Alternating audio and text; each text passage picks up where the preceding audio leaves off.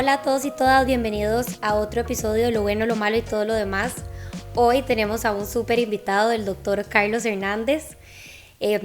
Carlos tiene, para los que no lo conocen, una página web acerca de medicina poco convencional, ¿verdad? Me voy a atrever a decir, en donde habla de diferentes sustancias que recientemente han tenido como un uso más clínico, más medicinal.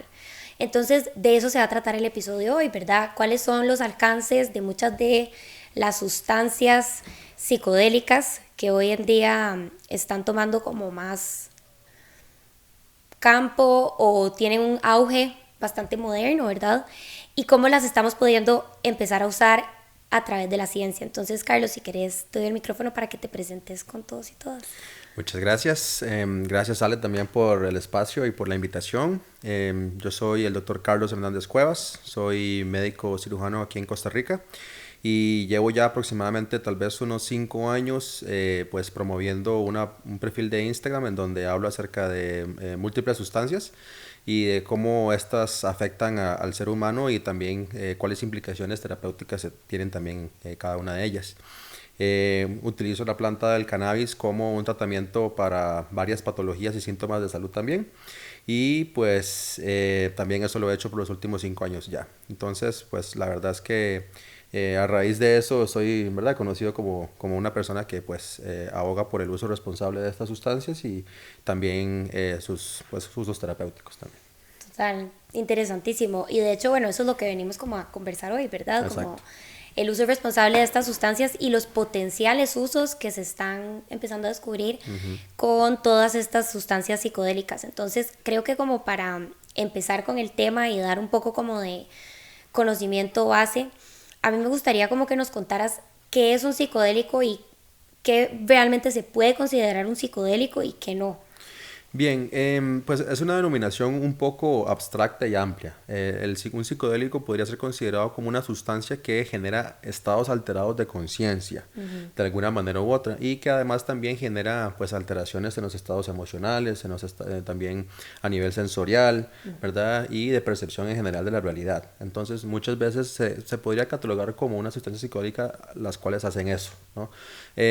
Sin embargo, hay otras sustancias que generan también efectos psicotrópicos y que no necesariamente son considerados como psicodélicos porque no generan esta, digamos, esta alteración de la conciencia o tal vez este cambio en la percepción de la realidad como tal, ¿verdad? Sino que generan un poco tal vez como de mareo y tal vez como síntomas un poco, tal vez como incluso el cannabis que no está considerado como una sustancia psicodélica per se, digamos, que en este caso pues genera euforia, que es también un efecto psicotrópico, pero no necesariamente está, digamos, relacionado con un efecto psicodélico como tal.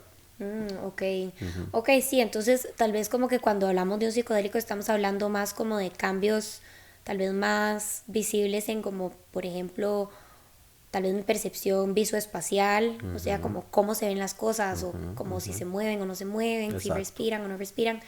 Y bueno, y también pienso mucho como en la kinestesia, ¿verdad? Que creo que es una experiencia como bastante, tal vez no común, pero creo que cuando las personas consumen psicodélicos reportan tenerla, ¿verdad? Como que pueden probar algo que ven, como que les sabe, no sé, la palmera o como que les sabe el número 4. Exacto, sí, digamos que muchas personas podrían expresarlo como tal, sin embargo la sinestesia, digamos, es como la combinación de dos sentidos, de alguna manera, Ajá. ¿verdad?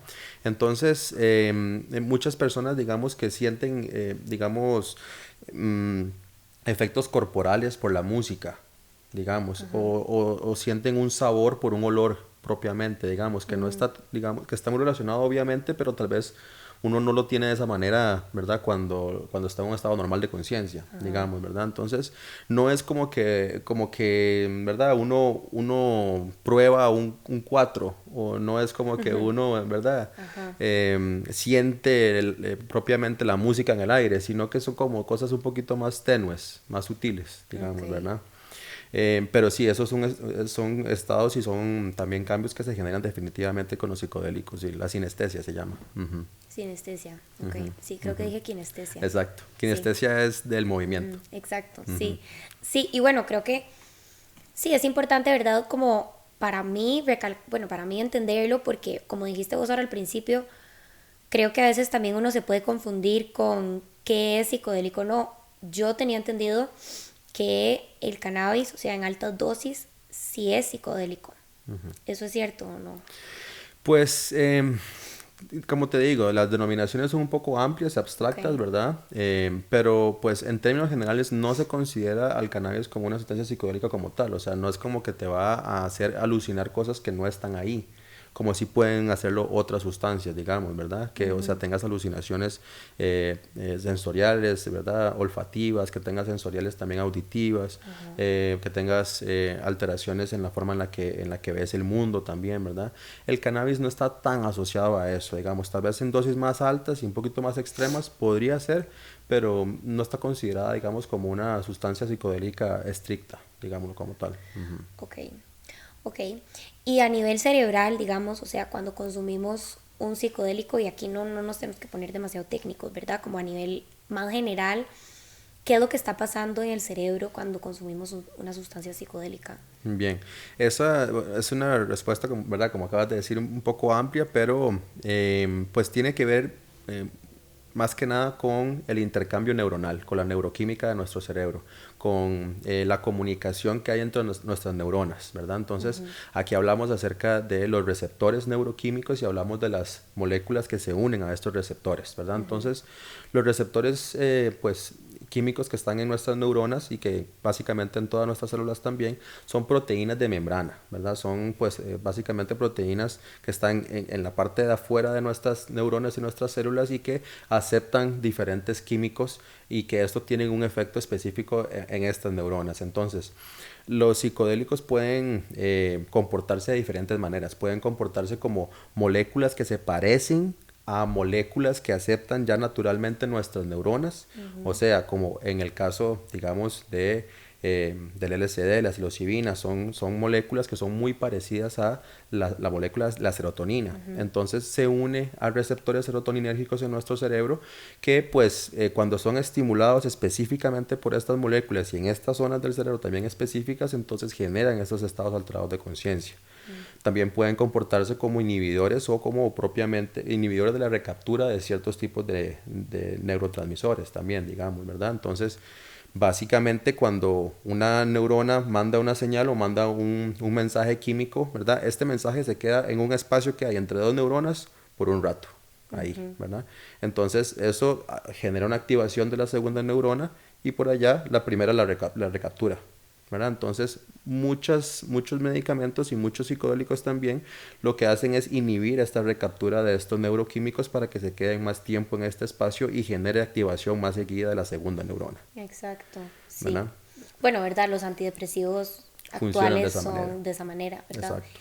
Pero me parece demasiado, o sea, me vuela la cabeza imaginarme, ¿verdad? Como que literalmente existen moléculas en la naturaleza, totalmente afuera de nuestro cuerpo, que son, están como hechas a la medida para partes que están adentro de nosotros, ¿verdad? Y aquí como que se abre toda esta pregunta como de si hemos evolucionado en función al consumo de ciertas moléculas, ¿verdad?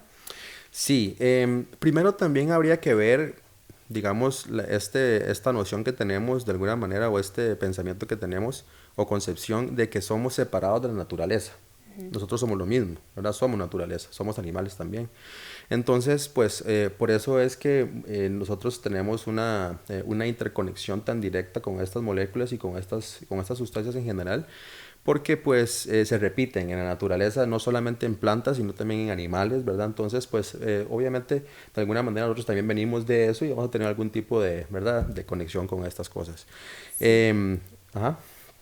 Pero sí, entonces eso desde el punto de vista, digamos, de la concepción de lo que es la separación entre estas moléculas y la naturaleza y el humano. Pero sí, es algo que realmente, ¿verdad? Es alucinante, le vuela a uno la cabeza, ¿verdad? Me parece Sí. que son cosas muy interesantes. Por ejemplo, en el caso de la ayahuasca, que son dos plantas combinadas, digamos, no es solo una. Entonces son dos plantas combinadas que se encuentran dentro de 23.000 tipos de plantas en el Amazonas, que están en dos partes diferentes de la selva. Pues, ¿verdad? Los indígenas del Amazonas entonces agarraron estas dos plantas y le hicieron un brebaje. Cómo diantres, ¿verdad? Nadie sabe, pero pues esas son las cosas que realmente son muy curiosas. Sí, a mí eso me parece fascinante y, o sea, realmente como que me enciende, o sea, yo le digo a mis pacientes como cuando uno se le enciende el corazón, como cuando uno ve algo que le interesa un montón, que uno siente como una emoción de verlo, ¿verdad? A mí me pasó con este documental que yo creo que yo te lo recomendé, que se llama, bueno, en inglés, está en inglés, Psychedelia. Psychedelia. Ajá. ¿Dónde está? Está en Gaia. En Gaia. Sí, bueno, básicamente es un documental que habla, o sea, son como 8 o 10 capítulos y lo que habla es como de la historia de la humanidad a través, o sea, como a través del consumo de sustancias psicodélicas encontradas en la naturaleza, ¿verdad? Entonces habla de cómo todas las civilizaciones humanas, de las que hay por lo menos como historia escrita o que se puede consultar, registro exacto, han consumido de una manera u otra, de formas muy ceremoniales y muy atadas a la religión o a sus creencias, ¿verdad? Sustancias psicodélicas y psicoactivas, ¿verdad? Desde el cannabis hasta iboga, hasta reina de la noche, que no sé cuál es el nombre más científico, digamos. De hecho, son varios tipos. Okay. De plantas que se les llaman de la misma manera, me di cuenta. Okay. Haciendo la investigación me di cuenta de que, de hecho, incluso en varias partes del mundo, en varios países se les dice diferente.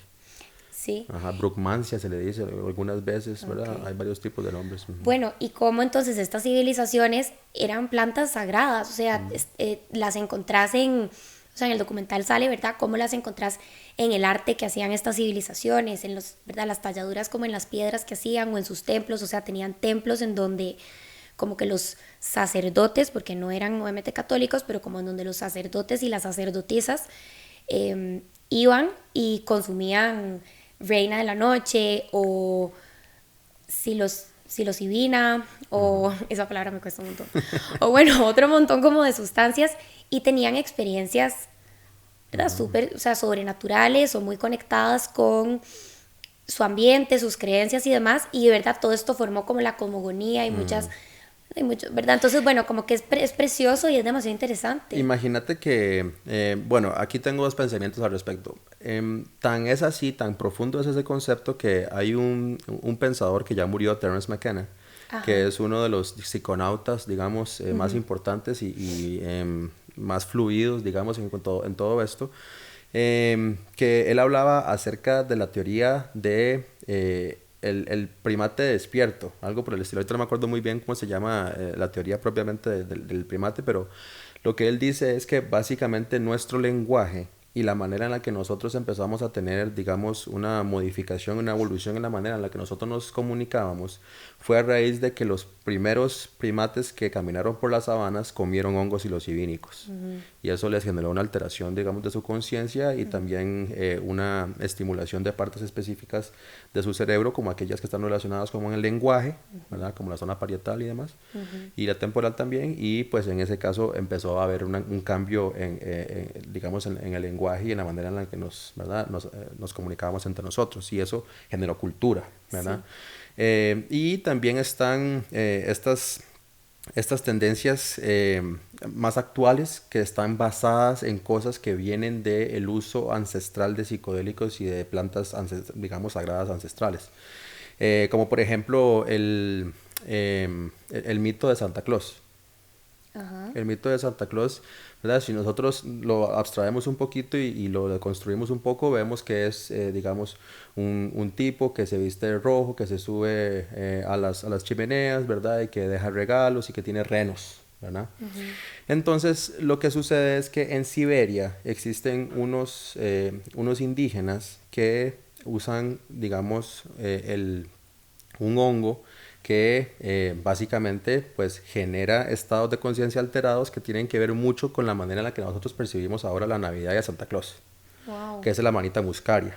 La manita muscaria es este hongo rojo, ¿verdad? Que es ¿verdad? El de la cúpula roja que tiene el tallo blanco, ¿verdad? Con los puntitos. Exacto, como el de los pitufos, ¿verdad? Entonces, esta manita muscaria es un hongo que tiene varias sustancias que son pues bastante tóxicas para el cuerpo humano, como la muscarina, el mucimol, la mucina y demás, ¿verdad? Entonces, estas sustancias tienen que de alguna manera filtrarse o perderse un poco, digamos, antes de poder consumir el hongo. Entonces, en el caso de la manita muscaria, lo que estos chamanes hacían ancestralmente es que le daban el hongo a un reno. Ok. Entonces, el reno, por ser tan grande y por tener un peso tan alto, no se muere por la manita muscaria, sino que lo que hace es que sus riñones lo filtran. ¿Y qué salen por los riñones? Orines. La orina. Entonces los chamanes se toman los orines del reno y pues, ¿verdad? Entran en estado alterado de conciencia. Entonces, estos chamanes se visten de rojo y se habla de que ellos, ¿verdad? Se subían a los techos cuando andaban muy locos. Entonces, ¿verdad? Reno, Wow. hombre vestido de rojo. Plan, plan, plan. Entonces, hay un montón de cosas, ¿verdad? Que están basadas ahorita en mitos actuales, en cosas como esas. Sí, por eso, y ahí es donde viene tal vez como esta pregunta que no vamos a lograr responder, ¿verdad? Pero como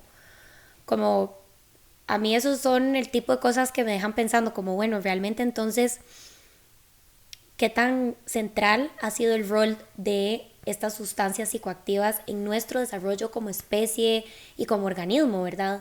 Y que realmente hasta hace muy poco, o relativamente poco, no sé, 300 años tal vez, nos han realmente como dividido y separado de la naturaleza, pero antes de eso había tal vez como una comprensión y como una conexión más natural, más orgánica con esto es parte de, ¿verdad? Porque también es muy interesante, yo he leído por ahí, no sé si es cierto, decime vos, que nosotros no somos los únicos organismos que nos drogamos, No. sino que aparentemente los jaguares, los otros primates, inclusive los delfines.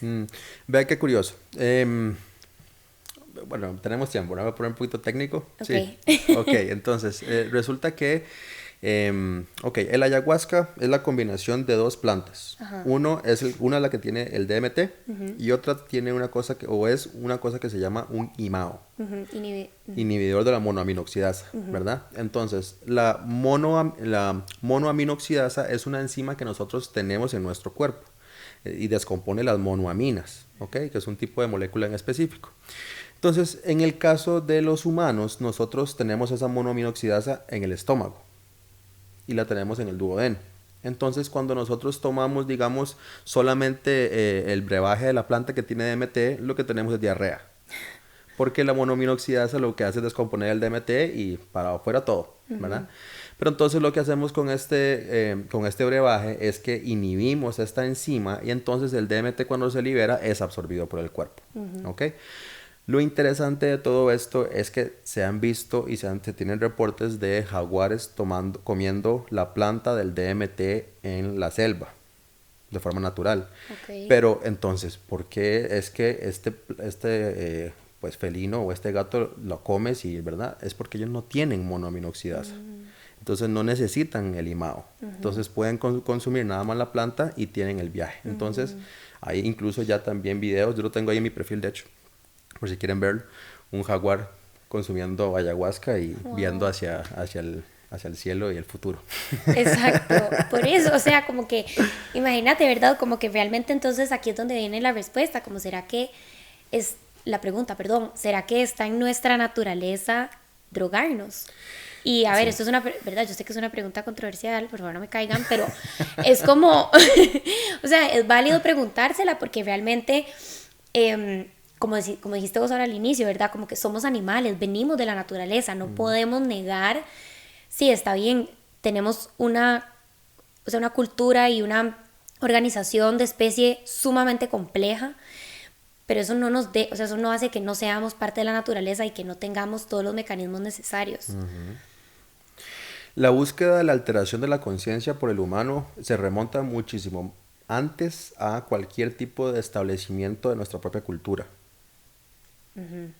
Sí. Entonces, eso pues se ve desde honguitos chiquititos que se han visto en arte en cuevas rupestres, Ajá. digamos, hasta, ¿verdad? Pues diferentes humarios y cosas que se usaban para poder consumir cannabis de forma ancestral, digamos, también. Entonces, pues definitivamente han estado en cada una de las partes de nuestra historia y nos han estado acompañando de diferentes maneras. Nada más que, pues, En los últimos 100 años le hemos pues puesto mucho peso encima a estas sustancias y todo lo que tiene que ver con estas sustancias también, pero realmente la historia va mucho más allá de 100 años, nada más, ¿verdad? Sí, Entonces, y ojalá, creo que eso es como algo que le podemos poner un pin y como tocarlo después, porque me interesa montones hablar de eso, ¿verdad? O sea, como, ¿por qué empezó este discurso tan sancionador y tan como satanizante de estas sustancias que realmente, que es lo que venimos a hablar hoy, ¿verdad? Que realmente tienen un potencial muy grande terapéutico y medicinal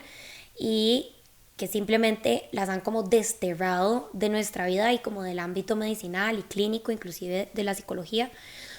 Entonces, bueno, como que hablando del DMT y de la ayahuasca, ¿por qué no nos contás un poco como de los últimos avances que han habido en relación a cómo esta sustancia se está aplicando cada vez más en contextos medicinales? ok, muy bien. Bueno, para la gente que no sabe qué es el DMT es dimetiltriptamina. La dimetiltriptamina es una molécula que pues está presente en aproximadamente unas 65 especies diferentes de plantas y animales, ¿ok? De diferentes maneras. Realmente el DMT se ha podido aislar en diferentes fluidos corporales humanos como tanto la orina como también la sangre y en el líquido cefalorraquídeo. Sin embargo, todavía no se sabe dónde se produce exactamente y no se ha podido encontrar en el humano el tejido específico en donde está y donde se produce. Wow, porque yo había escuchado que era como la pituitaria. La glándula pineal. Esa como cerca Es lo de... mismo, sí. Ujú. Ah, ok. Es como digamos el nombre anterior, pero sí, la Ok, glándula ok, la pineal. glándula pineal, exacto. Y que, ¿verdad? Que generaba como pinealocitos y se creía que ahí estaba. Entonces, eso no es totalmente cierto. Esto no se ha podido Ok, evidenciar en humanos. ok, Digamos, los pinealocitos secretan melatonina, ok. ¿verdad? La melatonina está relacionada con los sueños y con la manera en la que nuestras células digamos, se recuperan, ¿ok? Durante la noche. Esa sensación de que fresco como una lechuga, Ajá. esa sensación, ¿verdad? Está causada por la melatonina. Entonces, por eso muchas personas no se sienten así al día siguiente. Porque hay un déficit en la producción de melatonina. Sí, o porque se sobre dosifican con suplementos de melatonina. Entonces dejan de Dejan de producirla de forma producir. natural. Y entonces, entonces no es, no, porque yo tenía, perdón, es que aquí No tengo te como muchas preocupes. preguntas personales, como que yo Adelante. tenía entendido que los sueños más bien eran por el DMT. No. Ok, Bueno, es que tampoco eso, digamos, no se no sabe. se sabe, no se ha podido, Ok, digamos, evidenciar. Hay muchas cosas, digamos, que tienen que ver con la idea o el conocimiento general de que lo que tienen las personas de esta molécula. Otras cosas que la gente dice es que se secreta cuando se muere y cuando se nace, ¿cierto? sí, eso es algo que se dice, Ok. ajá.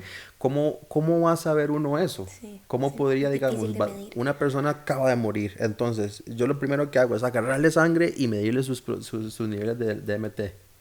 ¿Verdad? O un niño acaba de nacer. Entonces, ¿cuál es el tiempo en donde lo secreta? ¿Donde acaba de salir del conducto vaginal de su madre? ¿O cuando se lo pongo encima a la mamá para que toque piel con piel? ¿Cuándo lo secreta?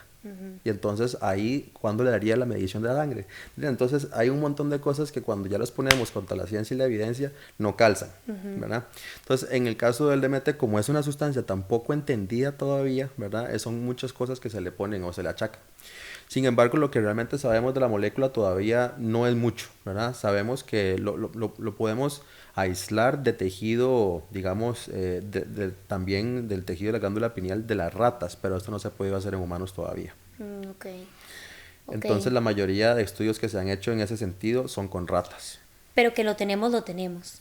Eso sí, ¿verdad? Que Ok. digamos que se ha podido sacar sí, se ha podido aislar en orina, líquido cefalorraquídeo y sangre, ¿verdad? Ujú. Entonces está ahí en el cuerpo. Sí, ¿A dónde se produce y de qué manera y cuándo? No sabemos todavía. Entonces, pues sí, en el caso del DMT propiamente, ahorita estamos teniendo dos tipos digamos, de acercamientos. El primero que es el fisiológico y el bioquímico, ¿verdad? Que es qué efecto tiene propiamente esta molécula sobre nuestro cuerpo y sobre nuestro cerebro. Y se ha visto que en un estudio que se hizo el año pasado específicamente, que el DMT en dosis altas, digamos, cuando se ponían infusión peritoneal a ratas, se veía que había una migración de células neuronales. Perdón, qué es infusión peritoneal? Infusión peritoneal. Nosotros tenemos una membrana que se llama el peritoneo, ¿verdad? Entonces funciona como una membrana que filtra muchas cosas en nuestro abdomen, en nuestro cuerpo en general. Ok, Entonces, ¿no es parte del aparato digestivo?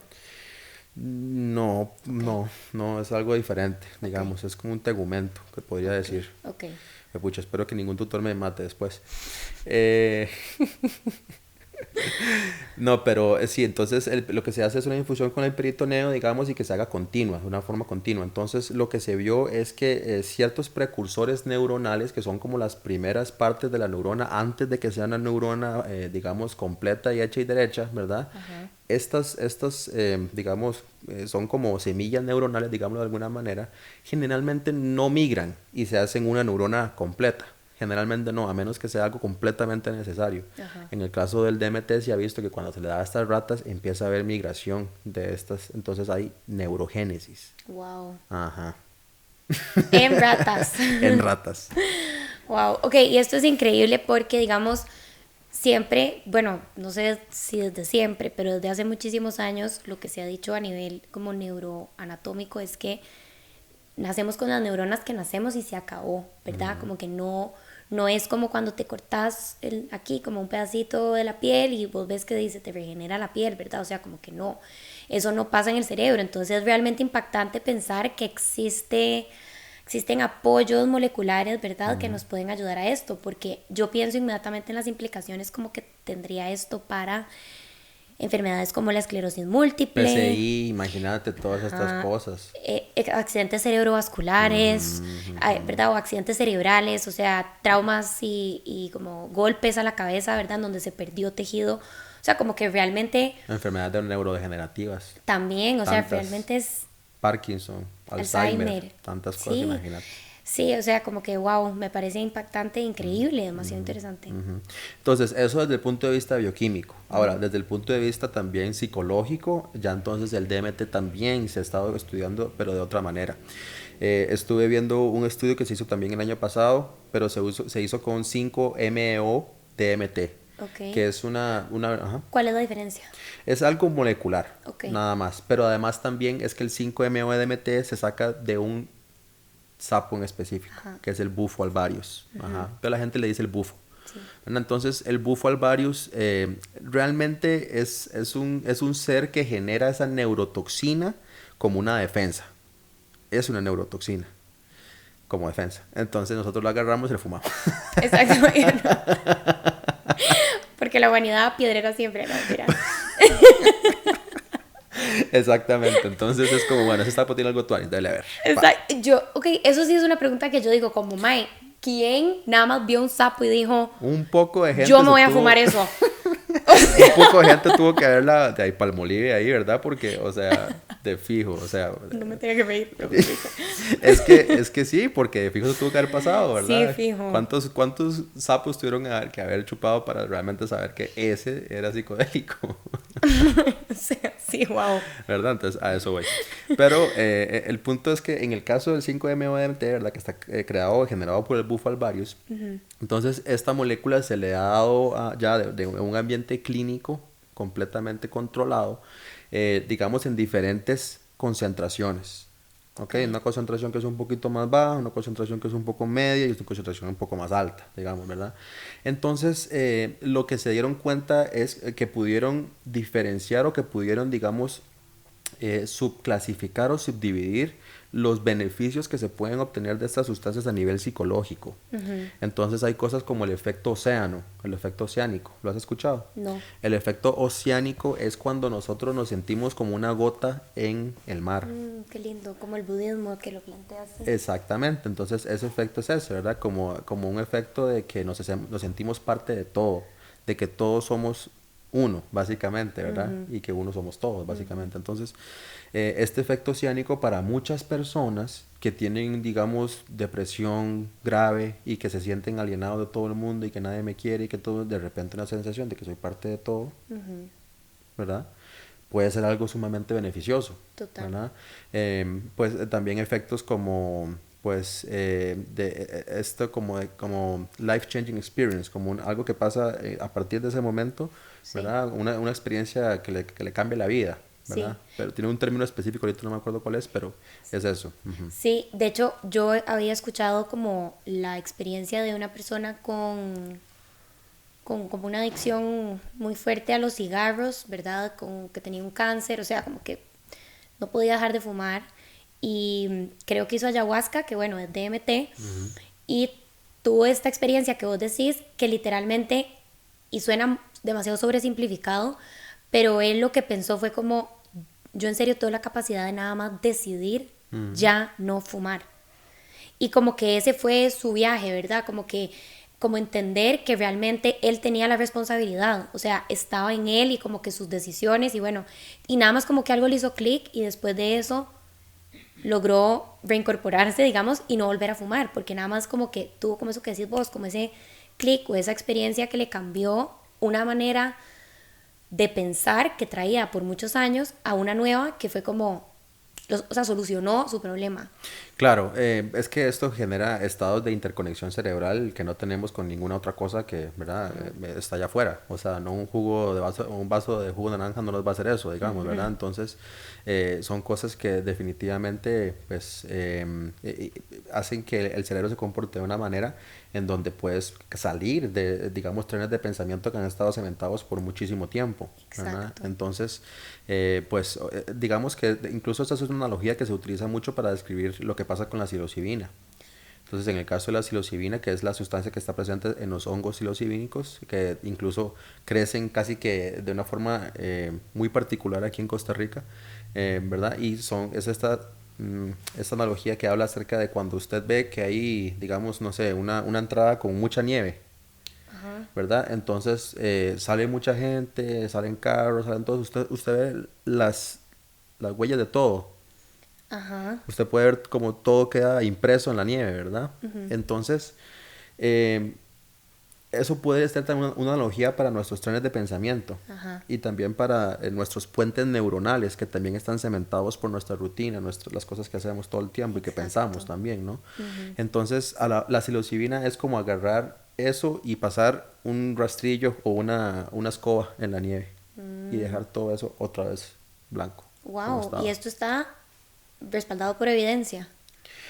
Digamos que, como te digo, es una analogía, más o menos un Ok. poquito más, digamos, abstracta como tal, pero en evidencia, sí, ahora se sabe que la psilocibina puede ser utilizada para múltiples cosas ahora, ¿verdad? Entonces, en ambientes terapéuticos, claramente. Sí. Entonces, una de las cosas que es más importante ahora de notar también y que debo decirlo, que bueno, también lo vamos a meter en ese tema ahora, pero para empezar así, que estas sustancias, aunque sí se están encontrando sus capacidades terapéuticas y medicinales, todavía no se han generado los protocolos, las dosificaciones, los estatutos, los peligros, todas las cosas que Exacto. tienen que ver, digamos, con la utilización propiamente de estas moléculas de una forma terapéutica. Ahorita en el país hay personas que lo están utilizando de una forma, digamos, a la ligera y también sin tener ningún tipo de ni título profesional ni tampoco entrenamiento propiamente en este tipo de moléculas. Entonces, también son cosas que he visto allá afuera, ¿verdad? Y que no me parecen correctas, pero que tienen un potencial terapéutico, lo tienen y es muy grande. Nada más que ahí estamos todavía generándolo, ¿verdad? Sí, hay que hacerlo seguro para el colectivo, ¿verdad? Exactamente. Sí, Ujú, total. ujú, ujú. Parte de eso que estabas diciendo ahora, ¿verdad? Como de los beneficios psicológicos del DMT. Mm. Ok, sí, para retomar. Sí, hay algo que a mí también me llamó mucho la atención, porque este tema a mí me parece demasiado interesante y me acuerdo de leer los efectos que podía tener sobre personas con estrés postraumático, Ajá. el DMT, que realmente o sea, la evidencia que hay alrededor del estrés postraumático yo creo que es como la más efectiva, o sea, como que ha tenido los resultados más prometedores, porque ¿El DMT? el DMT, Ujú. ajá, resulta que, bueno, esto creo que fue un estudio de Oxford, en Oxford, digamos, que hicieron como en el 2017, 2018, en donde pusieron, o sea, hicieron como una imagen, electroencefalograma se llama, Ujú. ¿verdad? Como que hacen la imagen del cerebro y cómo es que se está encendiendo a nivel estructural y neuronal, ¿verdad? Entonces, qué partes se están hablando con las otras partes del cerebro cuando estamos bajo esta sustancia. Las personas con estrés postraumático, ¿verdad? Para las personas que no lo tienen muy claro, es cuando básicamente nuestra amígdala, que es la parte emocional de nuestro cerebro, y el hipocampo, que está muy relacionado con las memorias, están como sobreactivadas. Y nosotros necesitamos nuestra corteza prefrontal, la necesitamos para integrar las emociones que sentimos y las memorias asociadas a estas emociones, ¿verdad? Cuando pasa un evento traumático, como por ejemplo una violación o un abuso de algún tipo, ¿verdad? O no sé, fuiste a la guerra, ¿verdad? Como es en donde se desarrolla por lo general el estrés postraumático, lo que pasa es que no se logra integrar la emoción y la memoria asociada a este evento. Entonces, ¿qué pasa? Se queda como el disco pegado, por así decirlo, en donde nada más se repite la memoria y se repite la memoria, y de hecho, esta repetición, o sea, cuando las personas con estrés postraumático tienen estos floodings de las memorias, por ejemplo, de cuando tal vez hubo la violación o estaban en la guerra, ¿verdad? O lo que fuera, son intentos del cerebro por integrar estas emociones y no lo logra. Y estas memorias, y no lo logra, porque es tan doloroso y es, ¿verdad? Y es tan impactante que hay como un bloqueo, ¿verdad? Donde no, o sea, esto no lo vamos a integrar, pero se queda ahí, porque el cerebro necesita integrarlo. Entonces, le dieron a personas con un estrés postraumático bastante severo ayahuasca, y se vio en la foto del cerebro, ¿verdad?, que se empezaban a conectar, o sea, hubo como una sobreconexión entre la corteza prefrontal y el sistema límbico, ¿verdad? Que el sistema límbico es esto, el hipocampo, la amígdala. ¿Ah? Razona entonces ahora el evento. Exacto. Entonces, en este estado alterado de conciencia, logran integrar la memoria y el evento traumático, porque entonces las neuronas que están conectadas entre la corteza prefrontal y el sistema límbico se encienden a más no poder, ¿verdad? Entonces hay como esta no sé si se dice excitación o sobreactivación, sobreestimulación de estas neuronas, y se integra el evento y un montón de personas, o sea, no me acuerdo del porcentaje específico, pero sí fue significativo porque el estudio se publicó, bueno, no voy a entrar ahí, si es que hay estudios que se publican y no fueron significativos, pero sí. Este estudio fue un cambio significativo que no sé cuánto porcentaje de personas reportó que ya no tenía la misma sintomatología, o sea, su sintomatología bajó, ¿verdad? No es como que ya era como si no le hubiera pasado el evento, pero ya no sufrían, ¿verdad? Como de estos floodings y de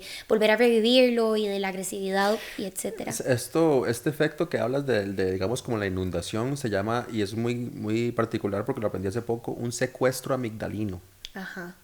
Interesante, ¿verdad? Sí, y tiene mucho sentido, la amígdala de verdad secuestra. El cerebro. O sea, un ataque de pánico, un ataque de ansiedad, es la amígdala secuestrándolo a uno, ¿verdad?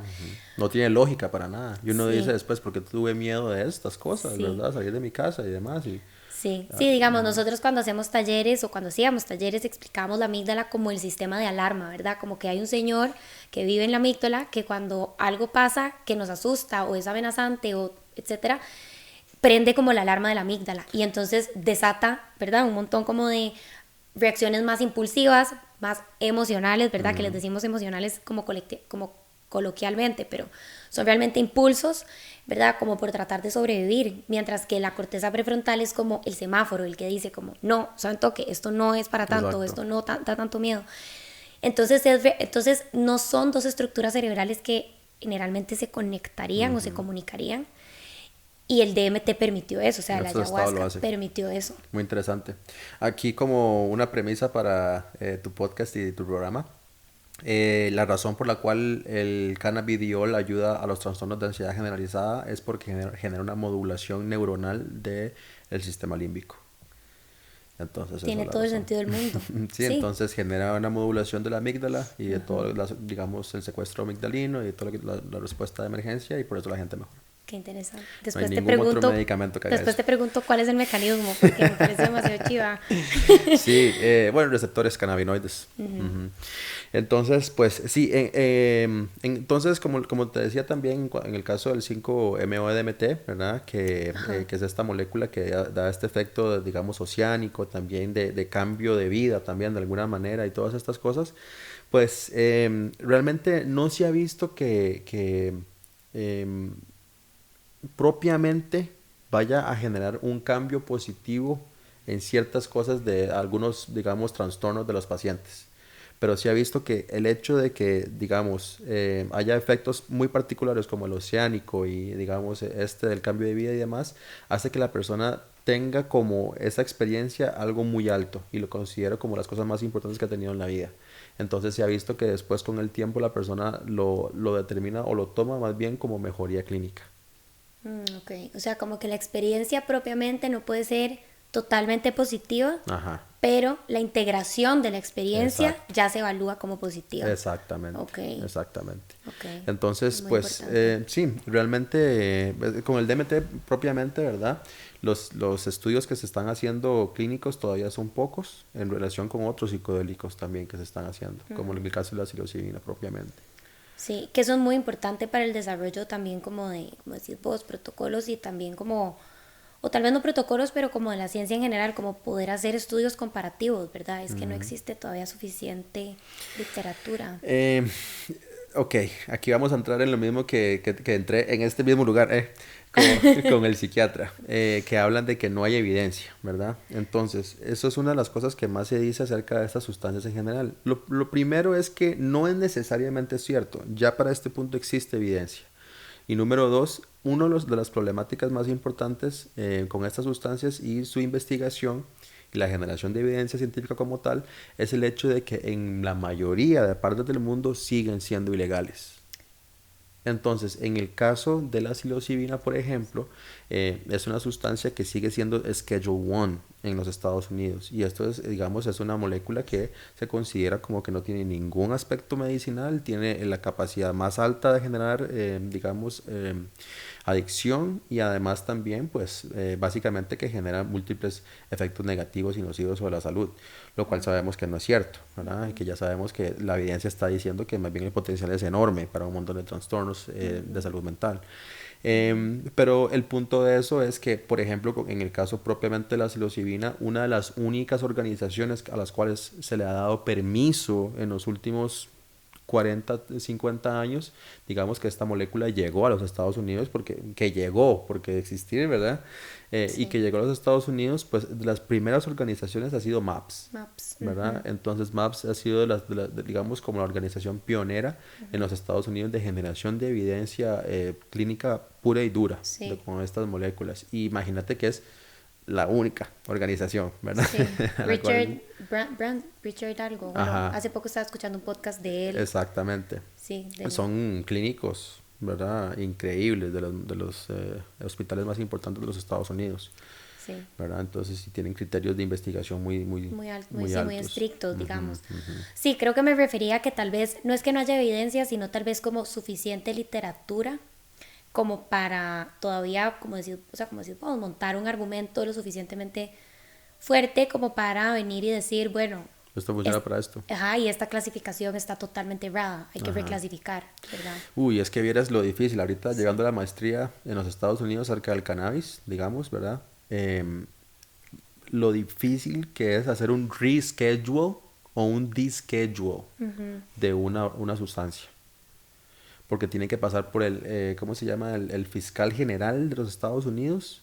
Tiene que hacer todo, tiene que esa persona, digamos, estar a favor de esa sustancia, leer evidencia científica que no va a entender y además también, ¿verdad? Básicamente como pedirle al presidente, o sea, es todo un proceso que nadie ha podido hacer y por eso ninguna droga se saca de esa lista. Sí, Nunca se ha podido tener la combinación de factores para poder hacerlo. exacto. Y todo esto es una conversación súper, o sea, es un chuzo de conversación y es como dolor, o sea, es como que duele porque realmente uno se da cuenta como que las personas que tomaron esas decisiones quién sabe con qué intenciones las tomaron, ¿verdad? Y como que se hicieron de la vista gorda de muchas cosas. Justamente estaba, o sea, el podcast que estaba escuchando hace unas semanas era sobre los beneficios terapéuticos del MDMA para la depresión. Y yo esto no lo sabía y me parece, porque hoy en día, digamos, esta es una de las sustancias que más se está usando para fiesta, o sea, recreativamente, ¿verdad? Como en los últimos, no sé, 5 años ha tenido como un super pico, ¿verdad? Y estaba escuchando este podcast en donde él decía que el MDMA fue una sustancia que surgió de manera farmacéutica, o sea, terapéutica desde su inicio. Es decir, no fue una sustancia que salió para el entretenimiento y después se descubrió que tenía como beneficios terapéuticos o clínicos, sino que al revés. Y cuando es el dueño de MAPS, ¿verdad? Este señor, cuando él estaba empezando a trabajar con sustancias psicodélicas, una de las primeras que empezó a usar fue el MDMA y él lo usaba para asistir a pacientes, ¿verdad? Con riesgo suicida, que estaban en una depresión, con depresiones crónicas, etcétera, y que tenía resultados increíbles, ¿verdad? Y era legal, o sea, la sustancia era legal. Esto estamos hablando de los 70s, principios de los 70s. Y él entonces cuenta cómo se hace la sustancia ilegal y él dice como, bueno, pero o sea, esto no es, o sea, esto sí tiene beneficios terapéuticos, tiene beneficios clínicos, yo tengo, ¿verdad? Como esta evidencia empírica, no sé si él tenía como evidencia más escrita, como experimentos y así, pero bueno, él como que va y habla como con una comisión de la ONU, que habla como bueno, pasa como por un montón de cosas y lo que le dice este ente regulador en Estados Unidos, le dice, ay, sí, perdón, es que no sabíamos. Que bueno, ok, ahí es donde viene como esta pregunta mía que es como, bueno, número uno, ¿cómo un ente regulador va a tomar una decisión así sin saber? ¿Verdad? Y a mí me suena más como que sí sabían y nada más dijeron como, Claro. no está en nuestros intereses, ¿verdad? No es lo que necesitamos para...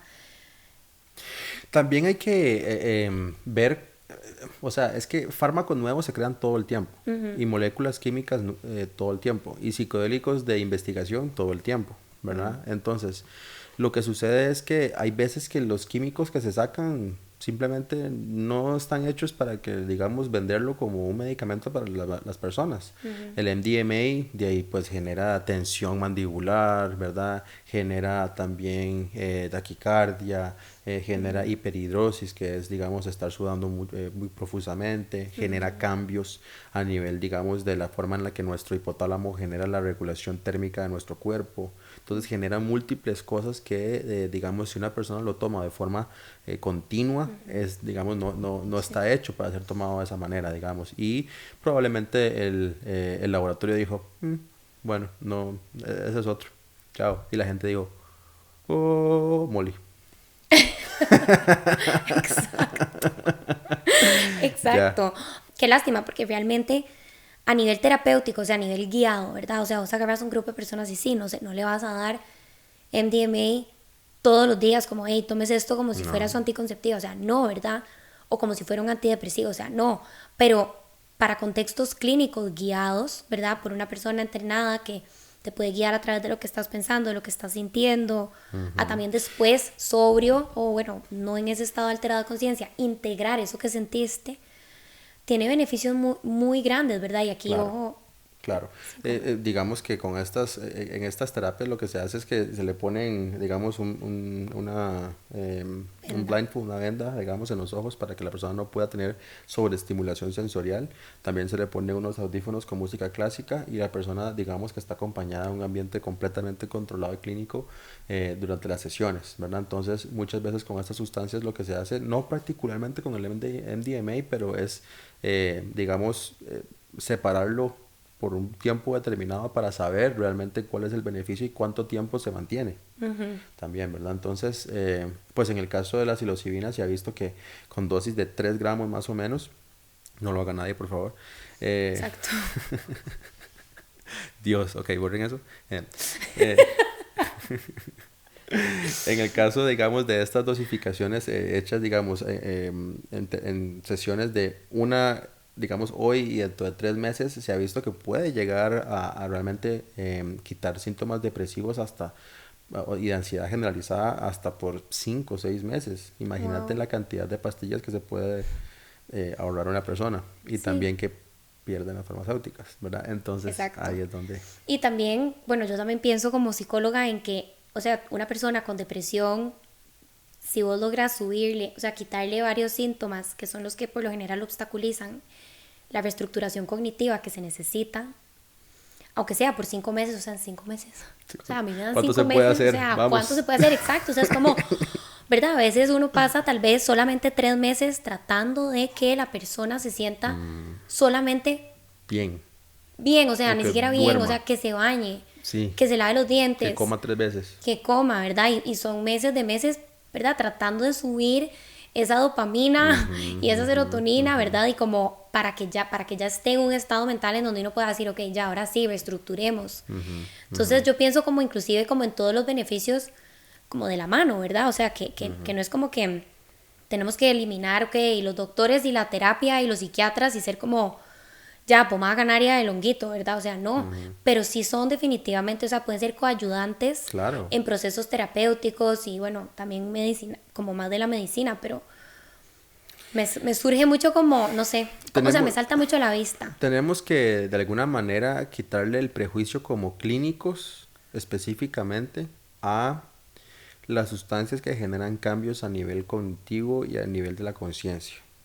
Hay que quitarle el estigma a esas cosas, porque si nosotros vemos, ya hay un montón de medicamentos que ya tienen efectos secundarios lo suficientemente nocivos como para no venderlos y aún así son cosas de todos los días. De las pastillas anticonceptivas, Los por ejemplo, antidepresivos no los generan sensaciones de antidepresivos. suicidio por las Sí, primeras 3 semanas, muchas veces más allá. sí, Entonces, y ahí si, pues, si comparamos un poquito de euforia con una sensación suicida, ¿verdad? Entonces, de ahí, ¿qué es peor ahí?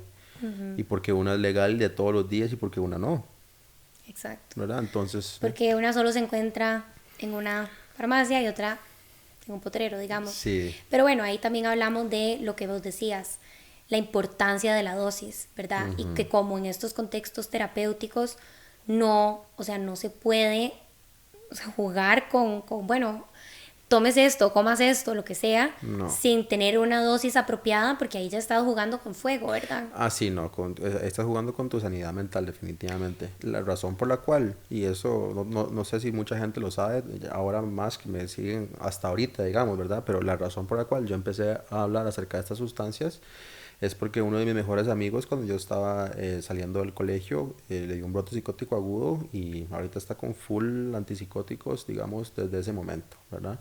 Y eso empezó a pasar con varios de mis amigos en un momento en el que, digamos, la psicodelia estaba muy a flor de piel, ¿verdad? Y pasaba en muchos momentos de una forma muy frecuente y esto generó, digamos, problemas en múltiples de mis amigos de mi generación. Entonces, esa es la razón por la cual yo empecé a hablar de estas sustancias y es por el uso indebido, el uso inconsciente, ¿verdad?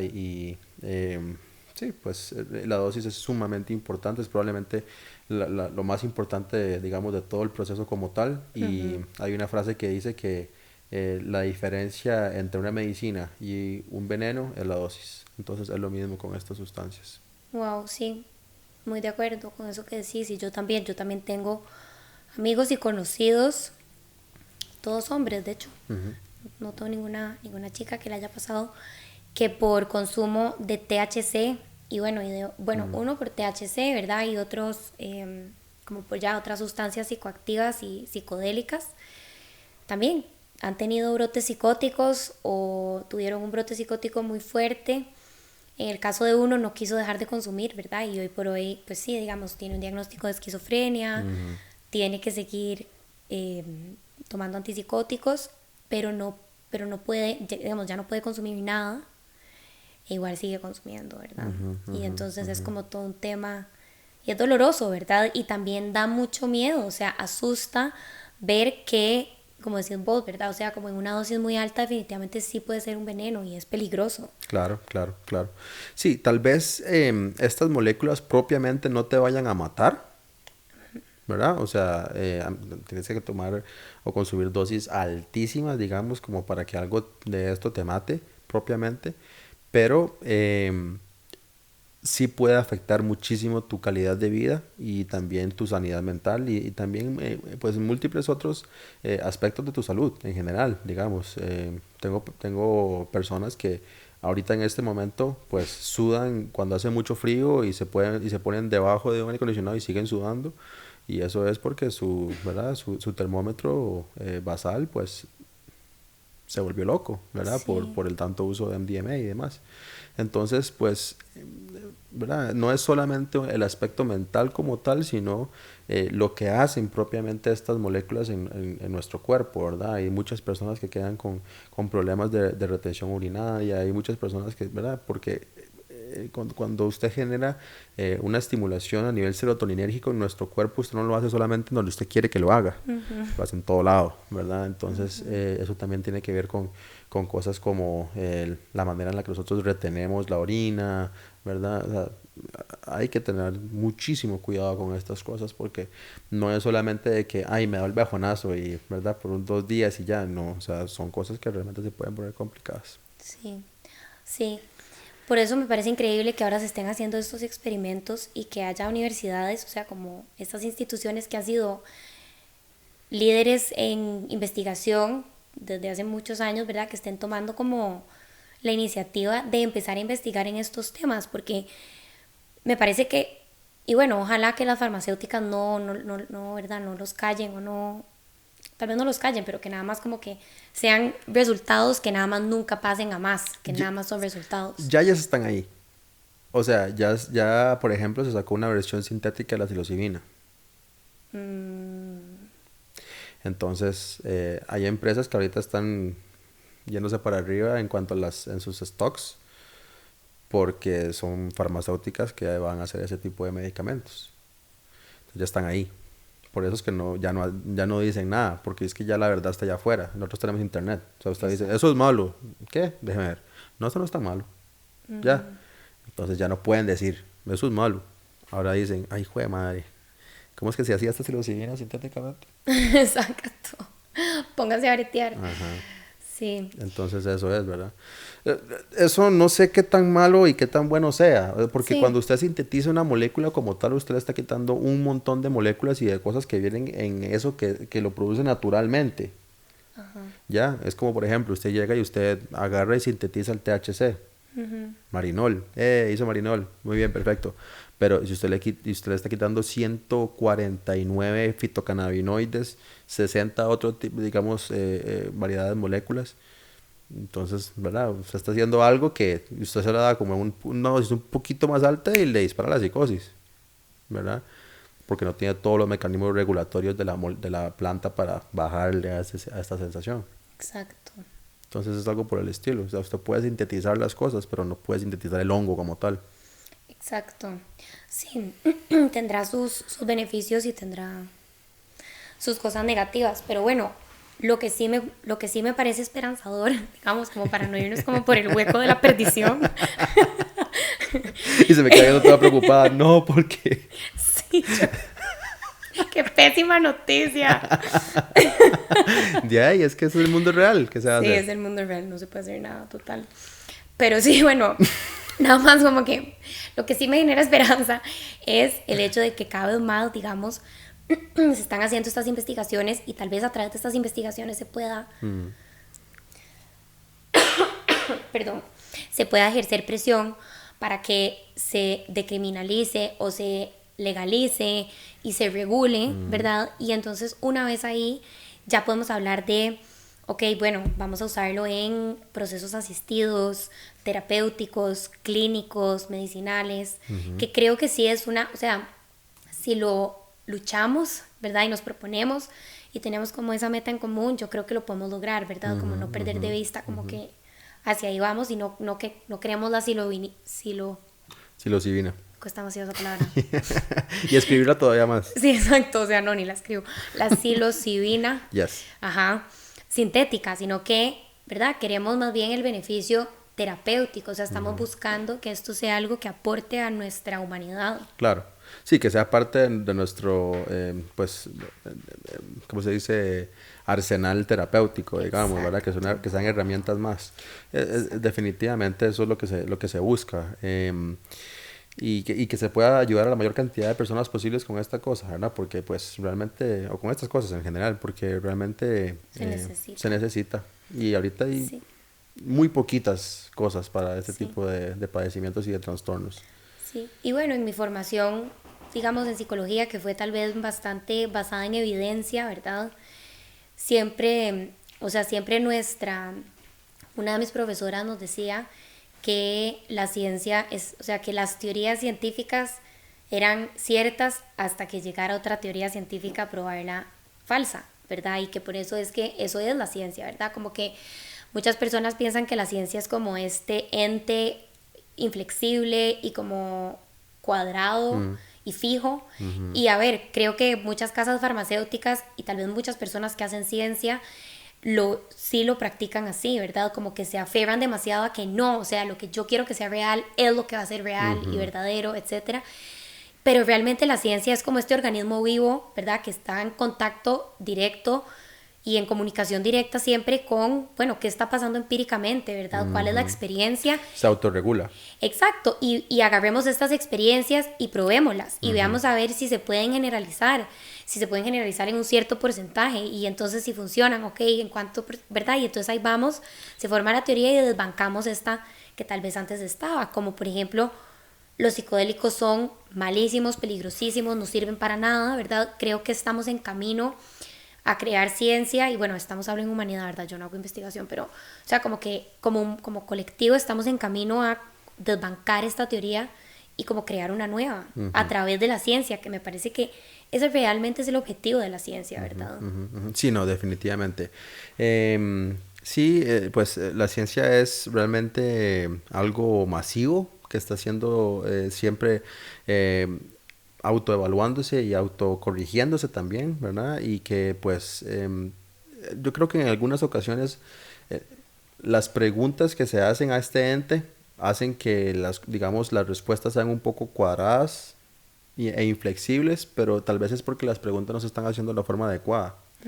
No es culpa de la ciencia como tal, ¿verdad? Muchas veces hay que ver por qué se están haciendo esas preguntas en específico y no estas, ¿verdad? Entonces, pues, siento que ese es el camino a seguir definitivamente para poder utilizar estas cosas de una forma terapéutica y aquí en Costa Rica no es diferente y no va a ser diferente. Probablemente incluso nosotros seamos pues una punta de lanza en múltiples sentidos en el futuro para la utilización de estas moléculas, porque estas son cosas que de alguna u otra manera se han utilizado aquí y que también vienen de nosotros, como digamos en el caso de la psilocibina como tal, inclusive a manita muscaria, tantas sustancias que crecen aquí en este país y en nuestra región también, en Latinoamérica en general, ¿verdad? Que la mayoría vienen de nuestros países latinoamericanos. Entonces, tenemos que ser nosotros también un poco la punta de lanza en ese sentido, porque una de las cosas que más he visto últimamente es también esto de que de alguna manera ahora todos los científicos y todos los médicos y todos los psicólogos están, ¿verdad? De alguna manera interesados en ese tipo de terapias, pero realmente no se le devuelve,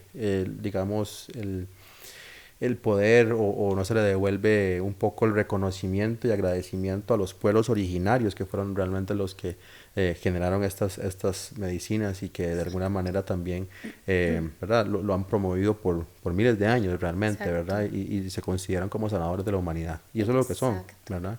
Pero pues creo que también nos toca un poco a nosotros también devolverles a eso. Y también mucha gente me dice "Es que esto es muy hippie para ser doctor. Yo siempre soy el doctor más, yo soy el más doctor de mis amigos hippies y el más hippie de mis amigos doctores. Entonces, Ok, entendí. entonces mucha gente me dice eso, ¿verdad? Pero es que, pues yo considero que hay muchos beneficios, muchas cosas, muchos efectos y fenómenos que todavía la ciencia no puede explicar en su Exacto, totalidad, ¿verdad? Y que pues exacto. de alguna manera son un poco más abstractos, más espirituales y que son cosas que no se pueden separar para nada de estas sustancias. Y que todavía no podemos medirlas o verlas o, ¿verdad? O lo que sea. Ni siquiera tenemos las herramientas probablemente para hacerlo. Exacto, pero no significa que no estén ahí, ¿verdad? O sea, Ujú, solo porque la ciencia no logra medir algo, no podemos ser tan reduccionistas, ¿verdad? ujú, Solo porque la ciencia no logra medir algo no significa que algo no esté ahí. exacto. Pero eso que dijiste, ¿verdad?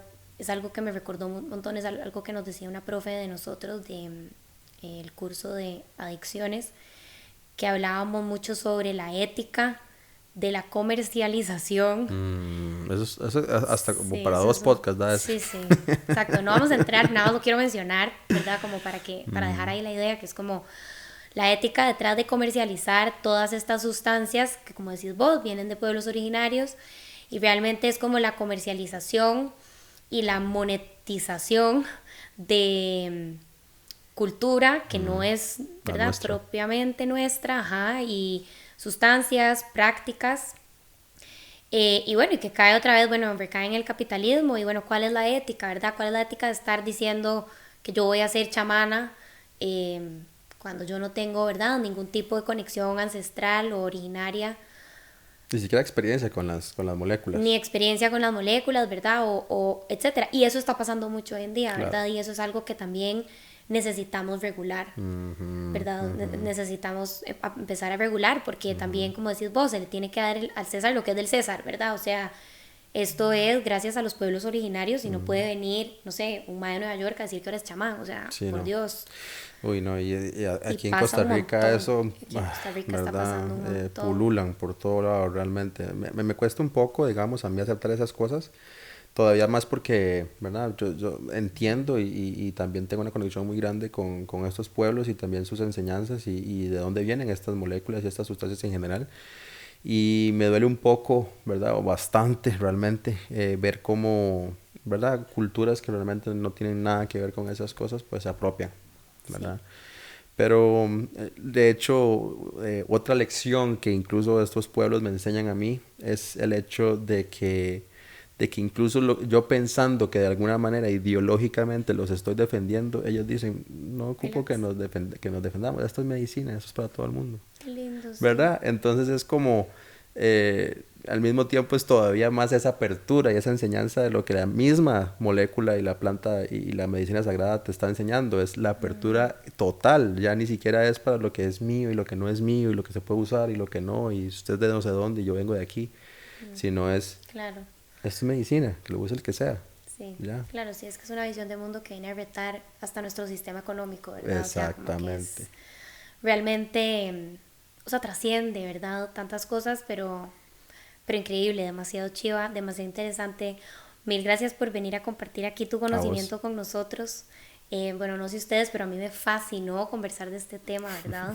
Em, Sí, estoy muy chévere, la verdad. y bueno, si a ustedes les gustó, ¿verdad? Si consideran que estos espacios son de valor, que les generan valor, que aprenden, siempre nos pueden apoyar de manera gratuita, dándonos like, comentando, guardando el post, compartiendo el video en sus historias con personas, con sus grupos de WhatsApp, ¿verdad? Haciéndolo viral. Ujú, ujú. Y bueno, si quieren apoyarnos monetariamente, también lo pueden hacer a través de www.patreon.com/no pasa nada oficial. Gracias, nos vemos. Chao.